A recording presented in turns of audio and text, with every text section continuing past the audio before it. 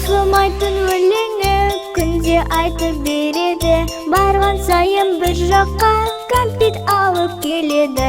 Әжем мені өте жақсы көреді. Әжем мені өте жақсы көреді.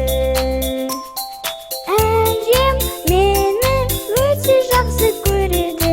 Әжем мені өте жақсы көреді.